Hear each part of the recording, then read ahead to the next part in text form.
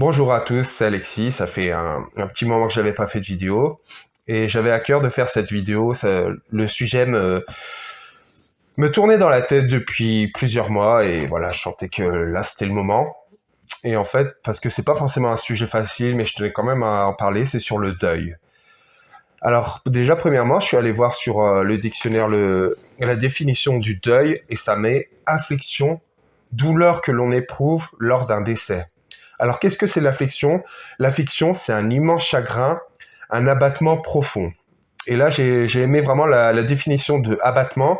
C'est marqué diminution rapide, plus ou moins longue, des forces physiques et psychiques. Alors, je pense, on remarque surtout lors du deuil la diminution profonde psychique. Parce que déjà, il faut savoir qu'il y a 5 étapes, les 5 étapes du deuil qu'on appelle en psychologie. L'étape numéro 1, c'est le choc, le déni.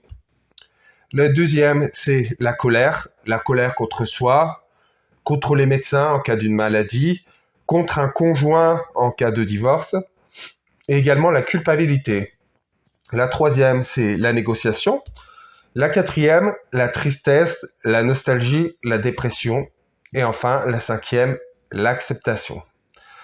Alors, il faut savoir qu'on passe par toutes ces étapes, que ce soit lors du deuil de la personne, comme par exemple, ça peut être le deuil lors d'une perte d'un emploi, lors d'un divorce, le deuil également par rapport à dans les circonstances où il y a eu le décès, c'est-à-dire ça peut être par exemple lors d'un accident de voiture, si on a été responsable, eh ben, il va y avoir peut-être encore plus de colère, de se dire mais pourquoi j'ai fait ça, parce qu'il y a, voilà, on tombe facilement en rond dans ses pensées avec une culpabilité qui peut paraître légitime, mais qui peut rester sur le très long terme. Et en fait, il faut savoir, quand on reste coincé dans les 5 étapes que j'ai dites précédemment, en fait, il y a ce qu'on appelle le deuil pathologique.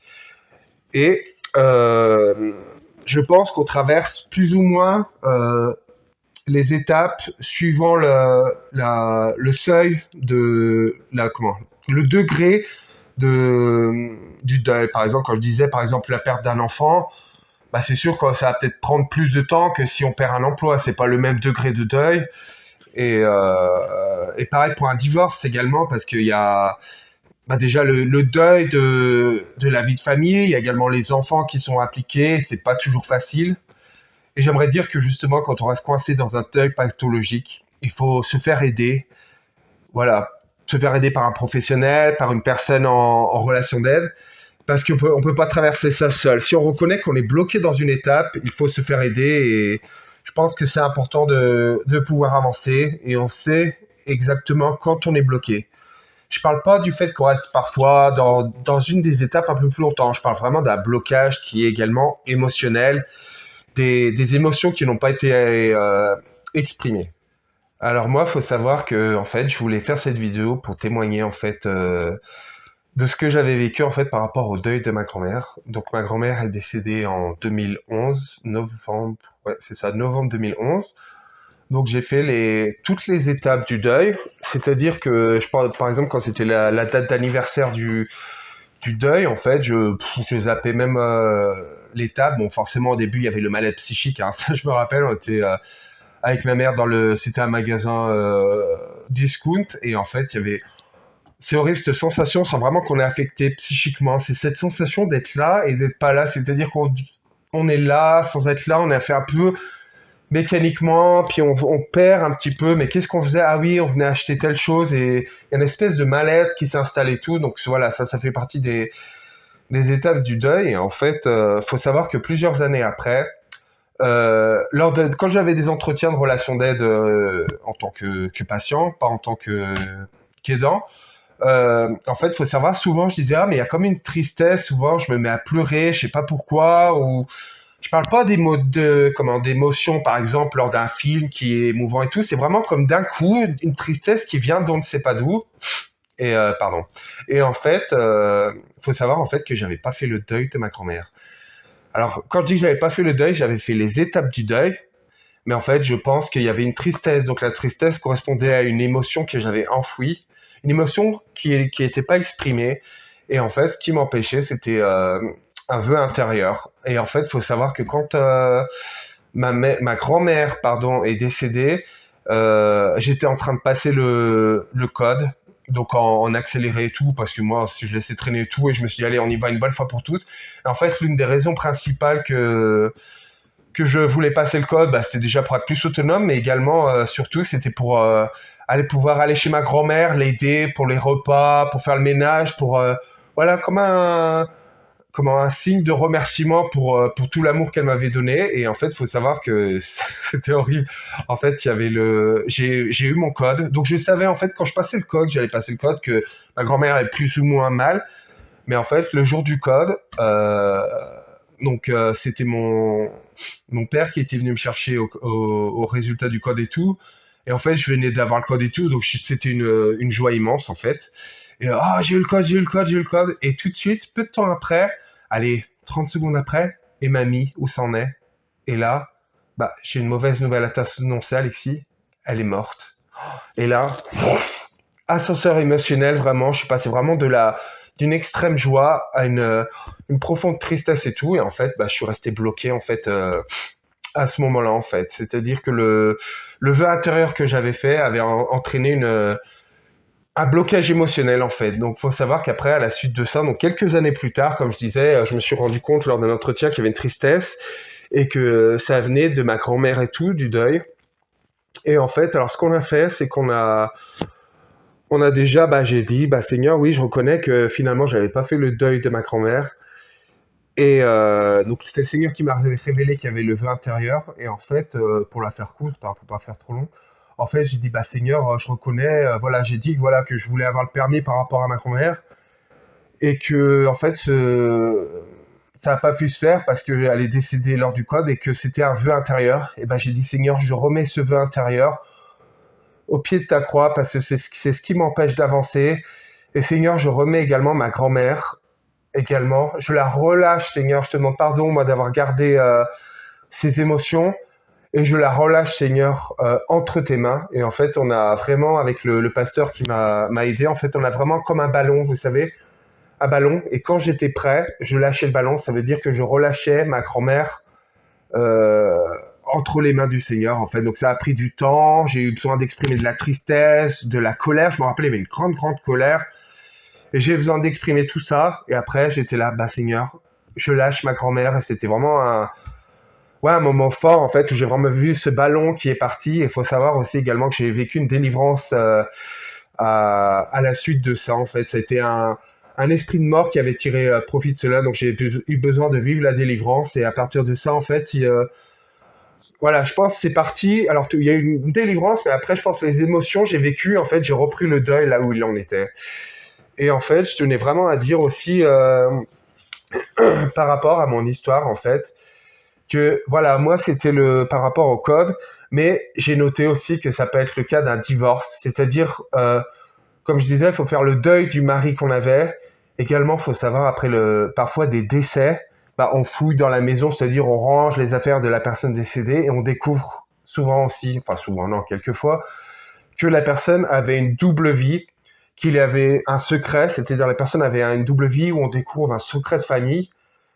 Et par rapport à si c'est un mari, un conjoint qui avait une double vie ou un parent, en fait, c'est là le plus dur et qu'on peut rester bloqué là-dedans, c'est-à-dire que faut faire le deuil déjà de la personne que l'on connaissait et faire également le deuil de la personne que l'on connaissait pas. Et voilà, c'est pas facile à faire, c'est bien de se faire aider parce que parfois c'est tout mélangé. Il y a un petit peu du déni, de l'incompréhension, tout est mélangé. Et, et également, j'ai mis par rapport à la perte d'un enfant. Aussi, par exemple, voilà, ça peut entraîner plusieurs choses. Par exemple, finalement, il y a un éloignement avec le conjoint. En fait, du coup, ça entraîne pas mal de choses. Peut-être parfois, justement, le divorce, parce que le conjoint, on n'en est pas à la même étape par rapport au deuil. Il y a un éloignement et voilà, ça a vraiment besoin d'être accompagné. C'est un temps long de reconstruction. Et j'aimerais dire également, en fait, surtout la clé, c'est d'être patient avec soi-même. Là où l'on en est, pardon, d'être patient, d'accepter que parfois ça va prendre plus de temps qu'une autre personne. Voilà, ce qui compte, c'est pas de rester bloqué, mais voilà, on avance à son rythme. Soyez patient avec vous-même. Pardonnez-vous également s'il y a, par exemple, comme je disais, il y a pu y avoir un accident parce qu'on l'on a trop bu et tout. Se pardonner ce qui est arrivé en disant, bah Seigneur, je confesse que tout ça, c'est arrivé par ma faute. Mais Seigneur, c'est pas en gardant le pardon que je vais avancer, Seigneur. Je te demande pardon d'avoir gardé ce pardon. Et je remets tout ce pardon au pied de ta croix, toute la culpabilité qui peut être légitime, mais également la fausse culpabilité. Je remets tout au pied de ta croix et je choisis d'avancer. Voilà, je vais pas faire plus long parce que cette vidéo a été un petit peu plus longue que prévu. Voilà, j'aimerais dire aussi également qu'il peut y avoir une dépression à la suite de ça. Donc là, pareil, il faut se faire accompagner. Voilà, il y a aussi les étapes de la dépression.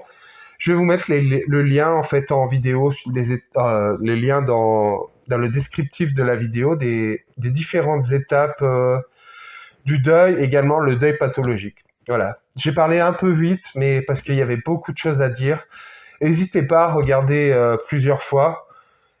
Voilà, si vous avez besoin et tout, de réécouter, parce que je pense qu'il y a beaucoup à dire. Je pourrais encore parler pendant 10 minutes et tout. Voilà, là, mon but, c'est vraiment d'avoir un échange avec vous et de pouvoir vous donner des clés pour pouvoir avancer par la suite. Je vais juste terminer en priant et après, je vous quitte. Eh bien, Seigneur, je te remercie pour toutes les personnes qui ont regardé cette vidéo. Tu vois, il y a peut-être des émotions qui reviennent, des pleurs pendant toute cette vidéo. Peut-être, toi, tu as mis en lumière un deuil qui n'a pas été fait, la perte d'un enfant également lors d'une fausse couche. Seigneur, je te remets, ou la perte d'un enfant en bas âge, Seigneur, la mort subite du nourrisson. Seigneur, je te remets tout ça, Seigneur, au pied de ta croix. Maintenant, tu viens prendre tous les fardeaux, tout ce qui pèse sur le cœur, Seigneur. Maintenant, les personnes acceptent d'entrer dans le pardon, le fait de relâcher la personne, Seigneur. Maintenant que ton Saint-Esprit vienne les accompagner, Seigneur, ces personnes relâchent la personne décédée entre tes mains. Seigneur, merci parce que tu viens guérir les émotions. Également, là où il y a eu un choc émotionnel, Seigneur, toi, tu viens délivrer également la personne de cela. Et tout esprit qui a tiré profit maintenant de cela, du deuil non fait, du vœu intérieur maintenant, cet esprit part au nom de Jésus-Christ. Et la personne reçoit la délivrance complète. Un complet pardon, Seigneur, de ta part, Seigneur. Maintenant, également, un relâchement dans les émotions. Maintenant, et je proclame la paix de Dieu. La paix qui surpasse toute intelligence dans les cœurs, Seigneur. Une paix profonde, là où il y avait de l'amertume, du deuil, de la colère, de l'incompréhension, Seigneur, parfois. Parce que de l'incompréhension également de la colère envers toi, Seigneur. Mais pourquoi ça m'est arrivé à moi? Pourquoi, Seigneur, tu as laissé partir mon enfant? Pourquoi ça est arrivé à moi, Seigneur? Toutes ces questions, Seigneur, on les remet au pied de ta croix, Seigneur. On remet tout ce dossier de justice, Seigneur. Et peut-être tu répondras à leurs questions en ton temps. Mais Seigneur, ce qui compte avant tout, c'est d'avoir la paix, d'avancer, Seigneur. Et toi, tu vas leur donner la réponse en ton temps. Seigneur, sois loué, sois glorifié pour toute l'œuvre que tu as faite et que tu feras encore, Seigneur. Au nom de Jésus-Christ. Amen.